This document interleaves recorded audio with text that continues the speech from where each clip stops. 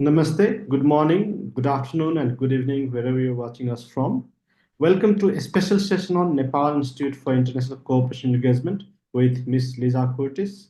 Today, we're discussing Trump's foreign policy priorities and its implication for South Asia during the second term. Ms. Lisa Curtis is Senior Fellow and Director of the Indo-Pacific Security Program at the Center for New American Security. She is a foreign policy and national security expert with over 20 years of service in the U.S. government, including at the National Security Council, CIA, State Department, and Capitol Hill. Her work has centered on U.S.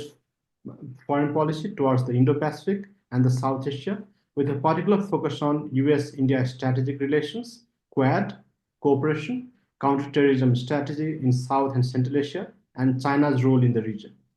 Curtis has served as a Deputy Assistant to the President and National Security Council Senior Director for South and Central Asia from 2017 to 2021.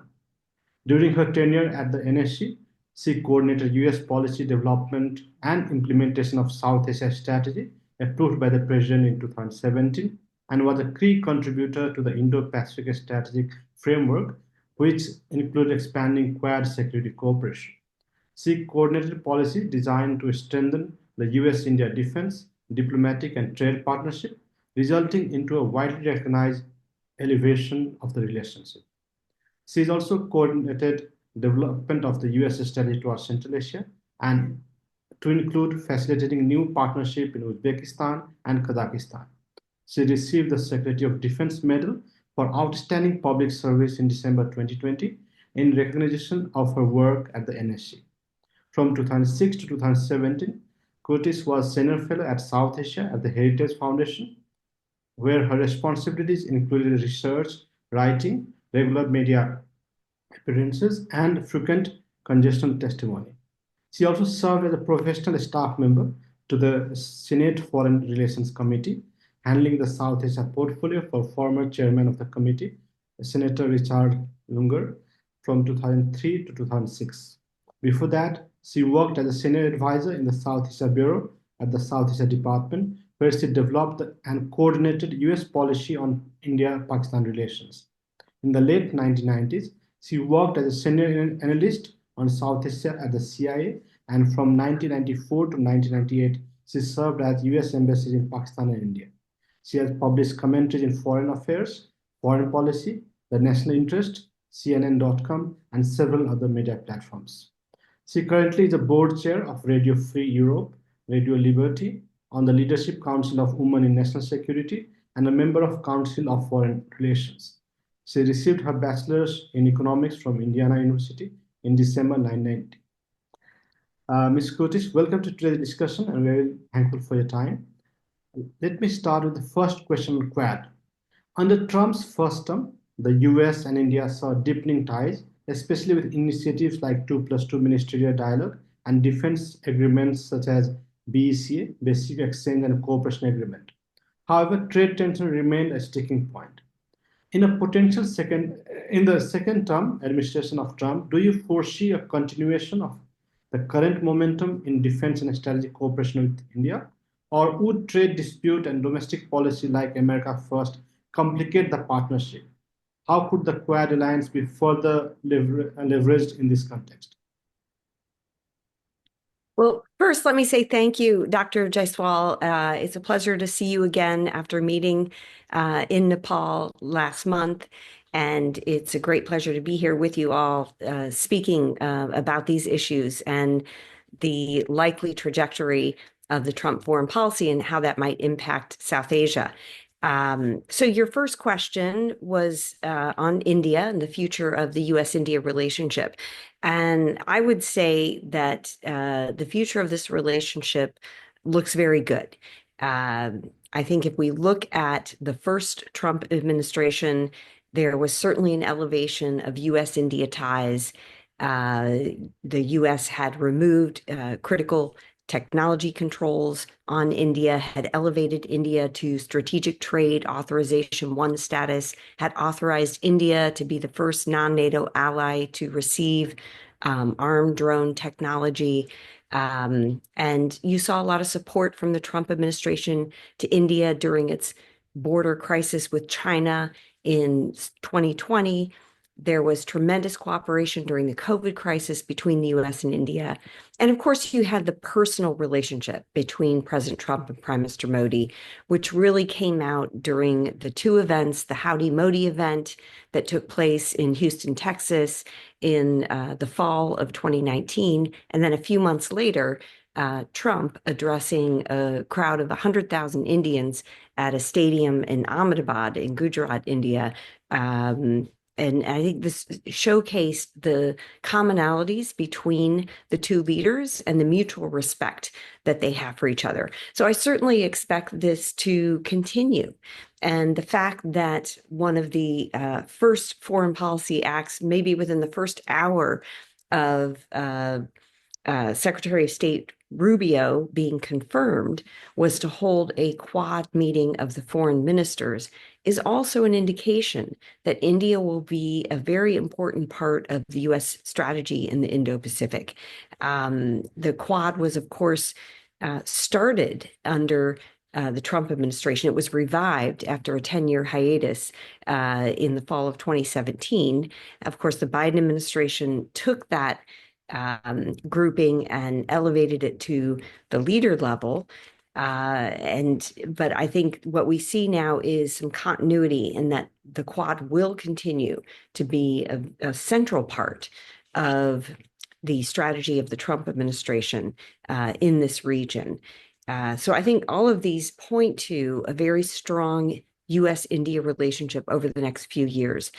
You rightly pointed out, though, that trade is a source of friction between the two. We saw this in the first Trump term. In fact, President Trump cut India's GSP privileges because of what he perceived as unfair trading practices and limiting U.S. market access to the Indian market. But that didn't overwhelm the broader strategic partnership. So I think I expect something similar to happen this time around. Trump has talked about India's high tariffs. So this will be a source of tension, but it won't overwhelm the overall strategic direction of the relationship. It won't become a major stumbling block to the two countries building their strategic partnership. Thank you. Let me move to China now. China's Belt and Road Initiative has been instrumental in shaping South Asia's economic and strategic landscape. And this poses challenges to US influence in countries like Sri Lanka, Nepal, and the Maldives. How do you think a Trump 2.0 administration would counterbalance China's growing influence in South Asia, especially in small countries that are increasingly dependent on Chinese investment? Would initiatives like the Blue Dot Network gain traction at the moment? Yeah, well, I think we can see that the Trump administration is likely to follow a mixed approach to China. And what I mean by this is you do have China hawks in this administration. You have people who take the China challenge very seriously, who want to see the U.S. compete effectively with China. And so we're likely to see policies that restrict technology to China, that restrict U.S. investment into China, that work with allies and partners to be able to counter Chinese bullying. For instance, what's happening against the Philippines in the South China Sea. We already saw Secretary of State Rubio reference this coercion and bullying of the Philippines in his testimony to the Senate last week. So I think we can expect that there will be this continued effort to compete effectively with China and to counter the coercion and aggression that we see from China. At the same time, President Trump has extended an olive branch to President Xi by inviting him to the inauguration. Of course, he didn't come, the vice president of China came, but the gesture was a very clear signal that President Trump wants to try to, have cordial relations with China.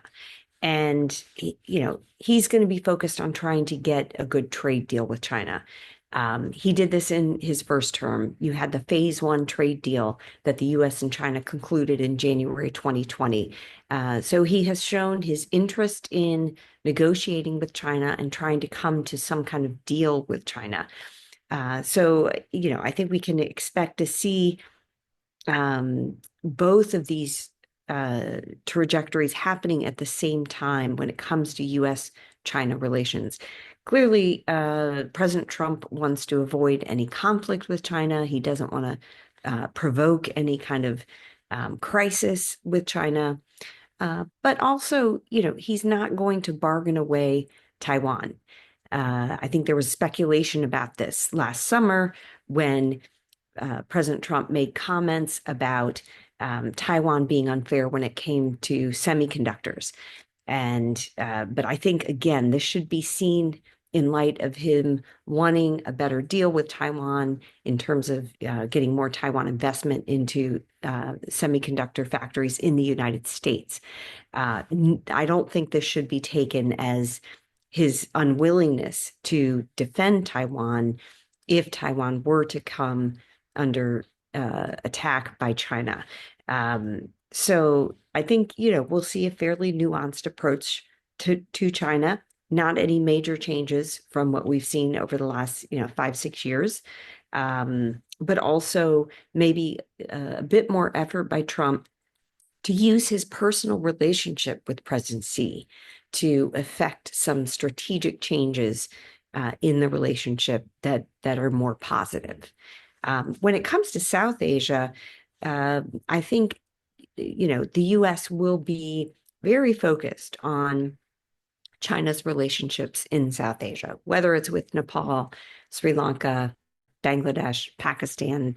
There will be close monitoring of what China's doing. Clearly, China is enhancing its relationships in the region, both in terms of economic support through its Belt and Road Initiative, but also, some military relationships, and also investing in strategic infrastructure, such as, the Hambantota port in Sri Lanka, which, of course, there's been a great deal of concern about Chinese dual-use vessels docking both in Sri Lankan ports and Maldivian ports.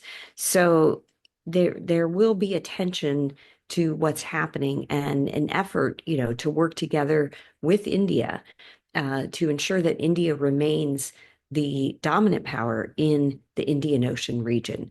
China is certainly seeking to make inroads, but we have to be careful that we don't see the same kind of aggressive behavior that China has displayed in the South China Sea. So far that hasn't happened in the Indian Ocean region. China doesn't make any claims to territory there, but I think, it's showing that it wants more presence, it wants a greater presence, and it wants to acquire strategic infrastructure. So, this is something the U.S. will have to keep an eye on, and I fully expect the Trump administration will remain focused on it. Thank you. Let me come to different aspects like democracy. Like media reports suggest that South Asia has seen significant democratic backsliding in recent years, including restrictions on civil liberties and rising authoritarian tendencies in countries like India or Nepal, Pakistan, Sri Lanka, and others, even Bangladesh, but we see a change. How do we anticipate that human right and democracy promotion will remain prioritized during Trump's second term? And how might this stand affect US credibility and soft power in South Asia? Well, thank you for that question. It is important that the countries of South Asia remain on the democratic path. It's historically speaking, the U.S. has always had better relations with countries that were democracies, that had governments that responded to the will of the people. So I think this is extremely important for the human rights, the civil liberties of the people in the region. But it's also important from, a strategic context in terms of the future direction of the region.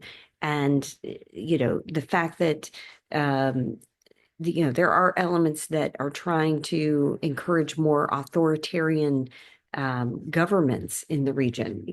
China, Russia, they have, authoritarian regimes, much different than the United States. And so, of course, it's, in the interest of not only the countries, but also the United States, that these countries stay, South Asian nations stay a democratic path. No democracy is perfect.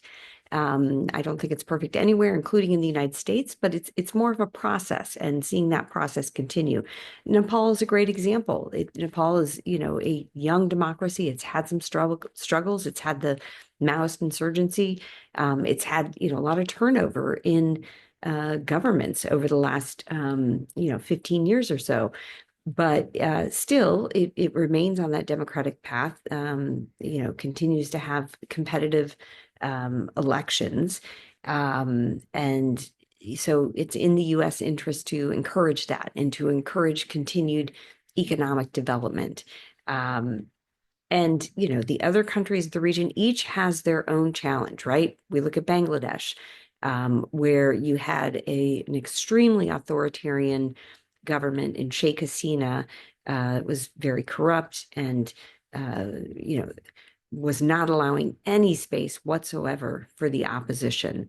And so there was a revolution by the students overtaking her government. But now, they're in a new phase.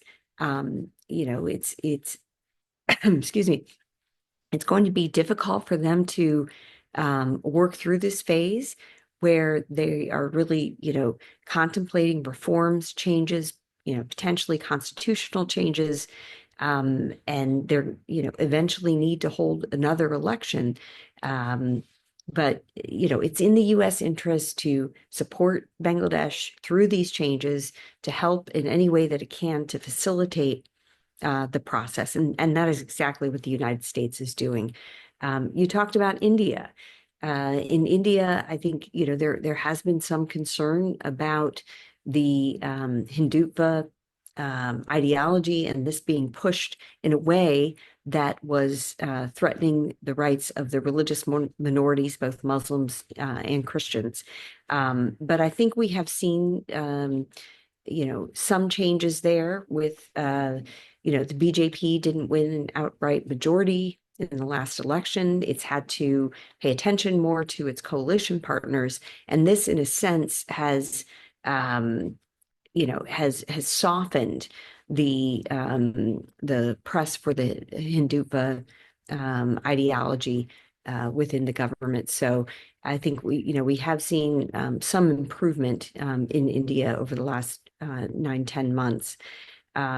Pakistan also major challenges there with an election that was largely seen as rigged. And you have the most popular political leader in jail, just sentenced to 14 years in prison. That's a major challenge, and that's something I think that the Trump administration, will put some focus on. I think they will have some questions for, what is happening in Pakistan, and this will be a great concern. So, I fully expect the issues of democracy to remain on the agenda of U.S. policy towards South Asia moving forward. Thank you so much. Let me move to climate change. South Asia is one of the most vulnerable regions on climate change, facing severe challenges like rising sea level or melting of glaciers, like in Nepal, and extreme weather. Trump just ordered exit from the Paris Climate Accord has raised questions about U.S. leadership and climate issues. In the event of second term, how do you see the U.S. engaging in South Asia on climate change and energy policies, basically clean energy? Could initiatives like renewable energy collaborating or disaster preparedness partnership still find common ground despite Trump's previous skepticism on climate change? Well, I think certainly disaster preparedness will remain an area of focus and engagement for the U.S. and Nepal. But I think you can expect less focus on climate change. It's pretty clear the Trump administration withdrew from the Paris Accord, and so there that certainly will not be as strong of a priority as it has been during the Biden administration. So this is, I think, one of the major changes. When it comes to energy, the Trump administration has been clear it wants to see the U.S. Drill for oil and export a lot more oil and gas. So there will be a shift to the U.S. in increasing its exploration for oil and gas and then exporting that. And so I think, we're going to see a major shift when it comes to climate change and energy issues.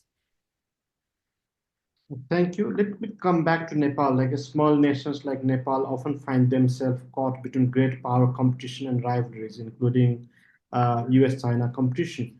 Nepal, for instance, had to struggle to get US-funded Millennium Challenge Cooperation Compact endorsed by the parliament because China had reservations. How might Trump 2.0 administration navigate relations with small Southeast countries like Nepal? Would the focus be more on countering China growing footprint or expanding its own network of engagement through economic cooperation? Well, I think the two go hand in hand. I think by the U.S. expanding its own investments and trade and development assistance with Nepal, it's giving Nepal more options and alternatives. I think that's what this is all about. Countries maintaining their sovereignty and having options and alternatives for trade and investment and economic growth. And I think that's what you'll continue to see. Very happy to see the Millennium Challenge Corporation grant moving forward. I was just in Nepal and heard a lot about it during my visit in terms of the energy and the road project.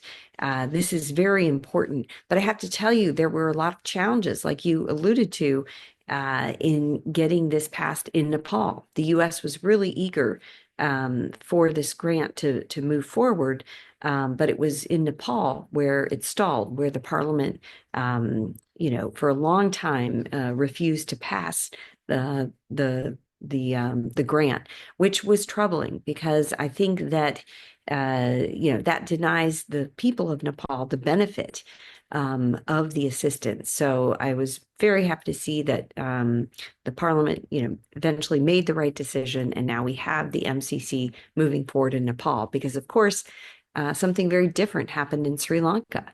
Unfortunately, Sri Lanka turned down the MCC grant and then found itself, a year or two later in a severe economic crisis. So, one has to wonder if, had they accepted the MCC assistance, would things be a bit different in terms of their economic problems? Because in the end, these programs, these grants, they're not loans, they're grants, right? And so that is that benefits the people of the country. And so for, the political leaders to deny the people this kind of assistance, really should be unacceptable in these countries. So I'm very glad that Nepal, ended up being able to conclude the MCC agreement, and that those projects are indeed moving forward and are on track and will improve the lives of, millions of Nepalis. Indeed. Let me come to Indo-Pacific. Like, what role could Nepal play in the Indo-Pacific strategy while maintaining its non-aligned stance? Similarly, Indo-Pacific Economic Framework is a wonderful initiative. So what opportunity do you foresee for Nepal? Um, well, again, I think Nepal is at a critical geostrategic location, being, sandwiched between China on the one side, India on the other. So, Nepal has an important role. It's a smaller country, but at the same time, its location in and of itself makes it important for the Indo-Pacific strategy and you know, focusing on that part of the world. Um, And I think that, Nepal's role is important, and it has, strong relations with India, growing relations with China. It has to have relations with both countries. It doesn't have a choice, because of its location. But I think, having the U.S. as a strong partner, helps Nepal. Again, it's about choices and being able to exercise its own sovereignty, to be able to continue its democratic development, its economic development. And I think the U.S. can play a role in that, and already is, with its strong engagement and development assistance and trade ties. And I fully expect that that will continue, and that is an important part. The U.S. Nepal bilateral relationship is an important part of the overall Indo-Pacific strategy. So I think that's the way that we should look at it, that it's not the Indo-Pacific strategy doesn't leave Nepal out. In fact, it makes Nepal even that much more important, to the United States. And so I think we can look forward to, continuing positive, good relations between the U.S. and Nepal. Of course, there are going to be a lot of priorities for the Trump administration: the Middle East crisis, the Ukraine-Russia war, the sort of China-U.S. trade relationship. But Nepal, will have its rightful role with the United States, and we will continue to see investment and development ties, energy, looking at Nepal's energy needs, and making sure that it continues to prosper and develop. This could is like regional organization in South Asia, like SARC, has been largely inactive in fostering South Asia cooperation. BIMSTEC is very slow, while the US has emphasized grouping like Squad or Indo-Pacific Economic Framework. Could Trump 2.0 administration seek to revitalize regional multilateralism in South Asia, or would it remain focused on bilateral engagements or larger Indo-Pacific strategies? What role might the US play in addressing intra-regional challenges like trade barriers and connectivity issues? Yeah, well, I think SARC has been, not playing a very large role in connecting the South Asia nations. As you say, it's been, largely ineffective. And I think a lot of that is because of the tensions between India and Pakistan, which are not going to go away anytime soon. But I think what will be the central grouping, and again, we see this in that the first meeting that Secretary of State Rubio held was with the Quad. I think we can see that the Quad is going to be that central grouping. Now, there can be dialogues with other countries. There can be Quad plus dialogues. I've written about this in some of my writings about the Quad's need to coordinate with other countries, so that the Quad could be sort of the central point of coordination among the countries in South Asia. But I don't think IPEF will continue. I think we can see that, IPEF in its current form will not continue. And it really wasn't that productive to begin with, quite frankly. It really hadn't achieved very much. And I think, countries were looking for market access to the US market. That wasn't even part of the IPEF. But what you can see when it comes to like supply chains, that is important, critical minerals. So there are, other economic issues that are important. I think we can see those perhaps falling into the Quad, and then the Quad coordinating with a larger group of countries on some of these key issues that were being handled out of IPEF. So I think that might be what we can expect. It's very early days, and it's hard. I don't have a crystal ball. I can't tell you exactly what's going to happen.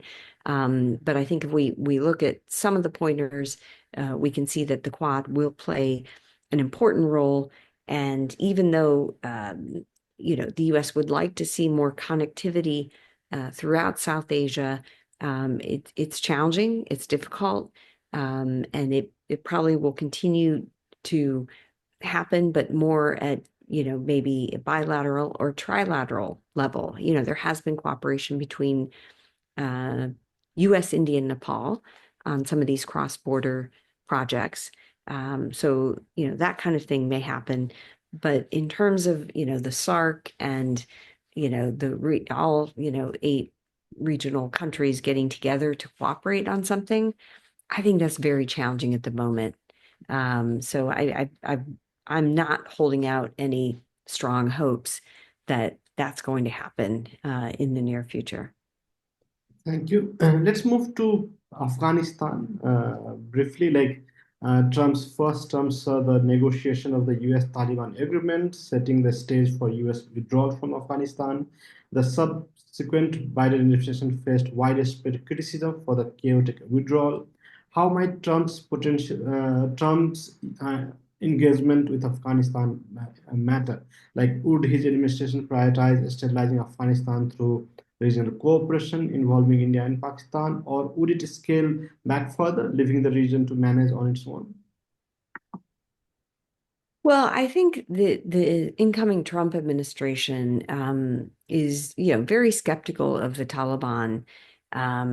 People had thought, 3.5 years ago that perhaps the Taliban would treat women and girls better. Well, the opposite has happened. They have cracked down on women and girls. They have issued, you know, hundreds of edicts against women. Every time you turn around, they have a new edict. The most recent edict said that women would not be admitted to medical schools. They would not be able to study medicine, which means, women can no longer be doctors, which means that, women won't be able to get the treatment that they need. And, they're going to suffer, they're going to die. So the situation for women and girls continues to worsen.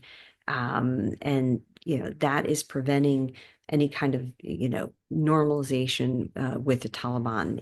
It won't happen. The Taliban's so far outside of the international norms on the issue of women and girls that there's no way that the U.S. can recognize the Taliban.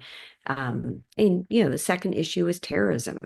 And while there may be some efforts to cooperate with the Taliban against the Islamic State Khorasan Province, or ISKP, as it's called. The fact of the matter is the Taliban still has ties to groups like Al-Qaeda, TTP, and other groups. So there are still strong links to terrorism. So there's going to be a lot of skepticism. I'm sure you've seen President Trump has already said that if Afghanistan wants the U.S. assistance to continue, it's been about $3 billion over the last 3.5 years, that the Taliban would have to return the U.S. military equipment that was left behind after the withdrawal.